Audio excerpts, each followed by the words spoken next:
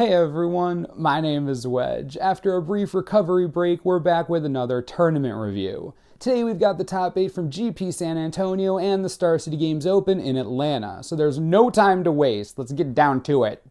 Our Grand Prix winner was Ryan Scullin running Mardu Midrange. Mardu and Obzan Midrange have been jockeying for position pretty constantly throughout this standard. In spite of greater numbers on the part of Obzan, Mardu won out at the GP. This is more or less the same Mardu deck we've seen for a while now. Butcher of the Horde and Sarkin the Dragon Speaker are still the name of the game, with Rabblemaster, Soren, and Elspeth along for the ride. The deck also packs a playset of Crackling Doom, a solid removal spell in a format full of mid-range decks. It can also answer an animated Sarkin, which is basically the nuts. Ori Swift took second with the blue-white heroic deck very similar to the one we saw Tom Ross playing a few weeks ago. In fact, it's nearly the same. However, it omits Eidolon of Countless Battles from the main deck in favor of additional copies of Heliod's Pilgrim and Feet of Resistance. In third place, we saw a Temur Midrange deck played by Jeremy Fry. It's a deck similar to, but distinct from the Monsters variations we've seen sporadically since rotation. No Planeswalkers here, or even Elvish Mystic. Just tons of beefy creatures, including one of the Bear Puncher himself, Surrak Dragonclaw. Of course, there is ramp in the form of the customary playsets of Caryatids plus 3 Rattleclaw Mystics. Savage Knuckleblade is here in force, being the tricky animal that it is. Crater's Claws and Lightning Strike put the hurt on anything asking for it. There's even a Temur Ascendancy to help card flow. Man, I might have to start playing this and then subsequently start writing a deck tech. Taking fourth place was Albert Ake with Sidisi Whip. This is a deck that we haven't seen a ton of in high-level play, but it seems to be finding its place at last.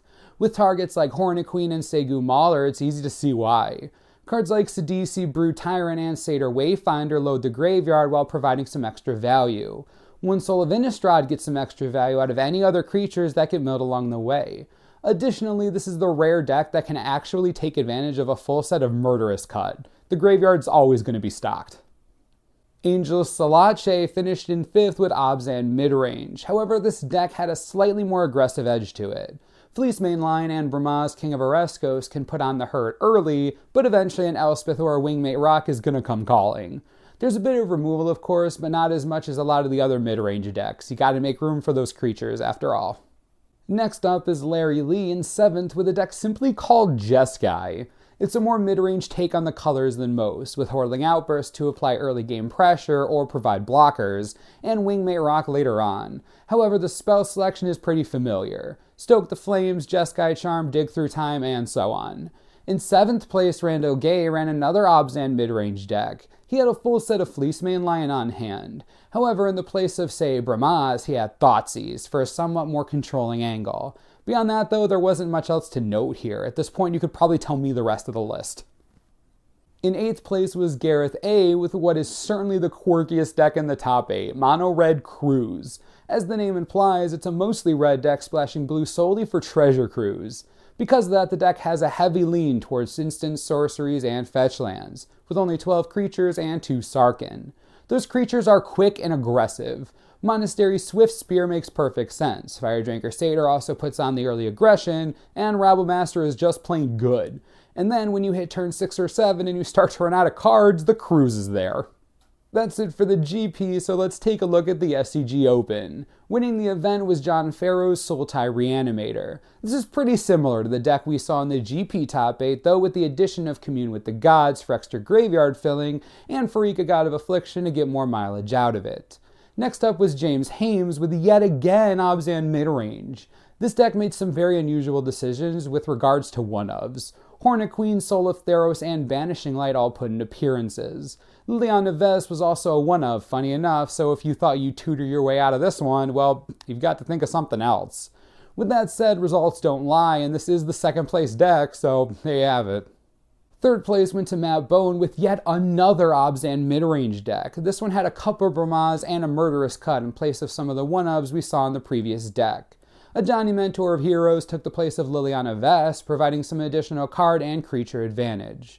Brian Scholl took fourth with a Mardu midrange deck. This was very different from the norm. For one thing, there was a total lack of Butcher of the Horde in the main deck. Instead, we find a playset of Ash Cloud Phoenix, so the Butchers were certainly there on the sideboard when needed. Having red also opens up Chain to the Rocks and Crackling Doom, and this deck took advantage of both of them. Andy Vest took a green-red monsters deck to 5th place. This was yet another unusual build with yet another playset of Ash Cloud Phoenix. Other unusual cards in here include Hornet Nest and Citizen Tactics. It's pretty easy to see where the nest comes from. Between the huge creatures in Standard and the best part of Hornet Queen being the tokens, getting a pile of Death Touch Hornets for 2 mana is a pretty good deal. As for Tactics, well, you have big creatures with Death Touch, and a pile of mana. A big enough Tactics could be a legitimate board wipe, and we find that very exciting. In 6th place, we had another Mardu Midrange deck played by Nick Vecchi. This one goes back to normalcy a bit, with Butcher of the Horde back in place, plus a Magma Jet and a Murderous Cut for good measure. Beyond that, there's not too much to talk about here that we haven't mentioned already. Wingmate Rock, Rabblemaster, Sarkin, you know the drill. Next on the list was Jite Hendrix's Mardu Aggro deck in 7th place. While the deck name says aggro, the strategy is much the same as midrange. The difference here is -1 Wingmate Rock and +1 Stormbreath Dragon, and that's really about it. Rounding out the SCG top 8 is Abzan Aggro, run by Sean Rusing. This deck truly commits to the aggro strategy. Get this, 8 1-drops and 9 2-drops. That's how you know you have a true aggro deck. Blood-Soaked Champion, Soldier of the Pantheon, Fleecemane Lion, Arrow of the Wilds, even a 1-of Rakshasa Death Dealer. The deck curves up to 3 with Boon Satyr and On-Offense of the Foremost, and the top of the curve is 4 mana for Siege Rhinos and a 1-of Sorin Solemn Visitor. Oh, and Become Immense as a 1-of for when you just need to close out a game out of nowhere. And that wraps up our top 8. Abzan and Mardu Midrange are still all over the place to be sure, but we've got some less seen decks like Sultai Whip and Temur Midrange, and even true oddballs like Mono Red Cruise. I don't know about you guys, but decks like that make me really excited about Standard right now. Anyway, next week we've got none other than the World Championship, and we can't wait to see what we get to bring you out of it, so we'll see you then. As always, subscribe below for the latest and most reliable Magic the Gathering information you could ever need. This is the Manosaurus, I'm Wedge, thanks for watching, we'll see you next time.